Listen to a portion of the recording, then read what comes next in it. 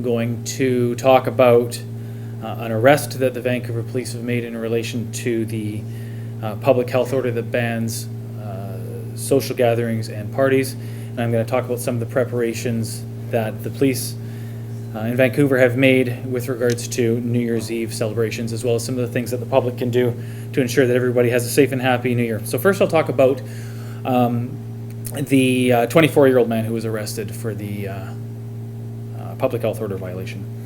Vancouver police on Christmas Day arrested a 24-year-old man for repeatedly violating the public health order that bans social gatherings and parties. Over the last number of weeks, our officers have issued multiple warnings and issued tickets to this individual, asking him to stop hosting parties during the pandemic.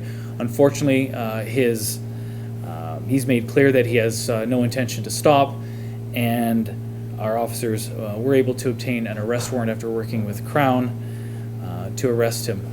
The arrest occurred on Christmas Day. Since September, the VPD has received a dozen complaints from the public about large social gatherings and parties in this individual's apartment. VPD officers responded a number of times, spoke with this individual, gave him warnings, tried to inform him about the public health order, asked him to stop having parties. Unfortunately, he didn't heed the advice, and our officers were left with an option to go to Crown, to work with Crown and to obtain an arrest warrant. That warrant was executed on Christmas Day, and the man was arrested. He was released on Boxing Day on a recognizance of bail with a number of conditions, and the conditions are designed to hopefully encourage him to obey the public health order. And among those conditions, he's bound by he must answer the door if the police knock, he must comply with all provincial health orders, and he can only have 2 people in his residence aside from himself. I should say that these calls that we made to his residence were in response to complaints from the public. People have called us complaining about large social gatherings and noise complaints. And ample warning was given to this individual. Unfortunately, he did fail to comply with our warnings. As a result, he's been charged under Section 99 of the Public Health Act. There is a slight error in the news release that we issued earlier where we called it the Public Health Order. It's the Public Health Act. We want this to serve as a reminder to anybody who thinks it's okay to disregard the public health order and put other people at risk. The VPD will be responding, and we want to ensure that everybody remains safe and healthy. And just to clarify, the COVID-19 Related Measures Act does ban social gatherings of any size inside residences. It allows people who live alone to host 2 people with whom they regularly socialize. The VPD has issued 21 tickets under the public health order, the VPD has issued 21 tickets since the public health order took effect. Those tickets come with a price tag of $2,300 each. Before I go on to talk about our New Year's plans, are there any questions regarding that? Just wondering, when police attended with a warrant, were there other people in the residence? I don't know. No, our officers worked with Crown Counsel starting on Christmas Eve to obtain an arrest warrant. This relates to a call.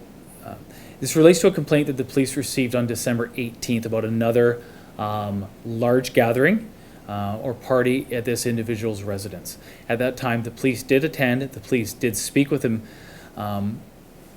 between the 18th and the 24th. VPD officers worked with Crown Counsel to obtain the arrest warrant, and our fear was that these parties, these gatherings, were going to continue through the holiday season. It was going to continue to result in complaints to the public, continue to result in people feeling unsafe in their building and in the community. And as a result, our best course of action was to obtain an arrest warrant. The talks that we were having with him weren't having the desired effect. Yeah, and the talks, like on the 18th, you guys attended, were people told, hey, you guys have to leave, and then they talked to them? Well, we've attended a number of times. We've had different degrees of cooperation and success in speaking with this individual and encouraging people to leave. I don't have specific details about each individual time that we did attend, but on occasions when we have responded to complaints and been to this man's apartment, there have been people inside. There have been large social gatherings.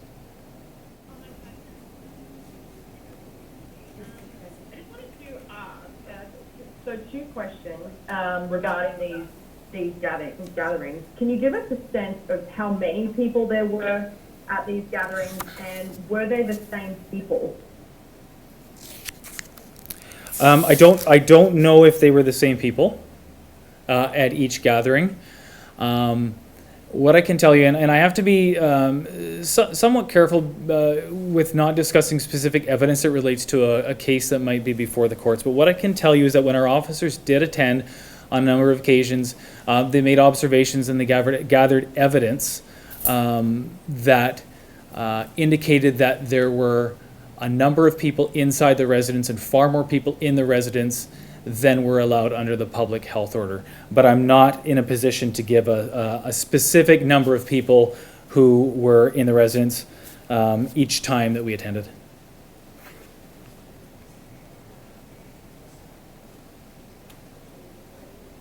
Okay, next. Go ahead. Hi there, it's Camille Bain. I'm sorry, the people who are attending these types of... I think your question was messaged for people who are attending these types of parties.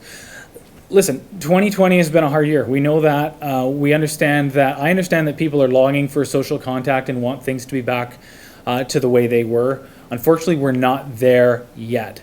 We're asking people to abide by the public health order. We're asking people to stay home or stay close to home. And if you go out, be with the people from your immediate household. That's the way to keep everybody safe. And hopefully if everybody complies with this and toughs it out a little while longer, we'll get through this. That's the message for anybody who's thinking about going out to a large gathering or a party that is in contravention of the public health order.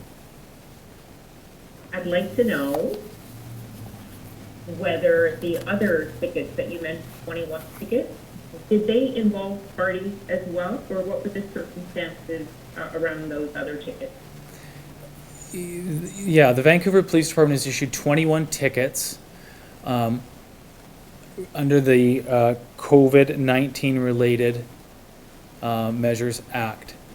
And those tickets are $2,300 tickets, and they relate to people who are violating these social gatherings. So when I said before that the Act bans social gatherings of any size in residence, but allows people who live alone to host 2 people with whom they regularly socialize with. So those tickets that were issued are in response to people who have violated that part of the Act.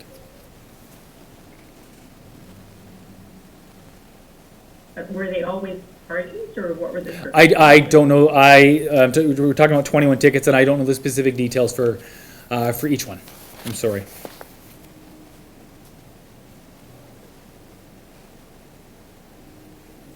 Next one. Next question. Hi there, Sergeant Addison. How are you? I'm well. How are you? Good, thank you. I was just wondering, why did it take you guys the amount of time that it did since September? Because you did say that there were 12 complaints, and he wasn't able to be taken into custody until Christmas Day. I'm just wondering about the time there. So our goal is always to educate and inform. Our goal is to educate and inform before we take an enforcement action. So there were a number of calls that were received from the public, and we did make a number of attempts to speak to this individual, to educate him, and to encourage him to stop the behavior that was causing people to contact the police as a result of the the parties in the social gatherings. When it became clear to us that there was, when it became clear to us that there was a lack of cooperation, that this person really had no intention of abiding by the public health order, that's when we took the next step. We consulted with Crown. There are certain steps that we had to go through first to try to gain compliance, and it became clear that compliance wasn't going to be gained. As a result, the arrest warrant was issued. Moving forward, will it be quicker to be able to get these kind of warrants issued and just move a little bit more quickly? So my understanding is that this is the first case in British Columbia in which an individual has been arrested for this violation. I can't speculate about what's going to happen moving forward. Hopefully this is all behind us sooner than later, and we'll be off talking about something else. Thank you. You're welcome.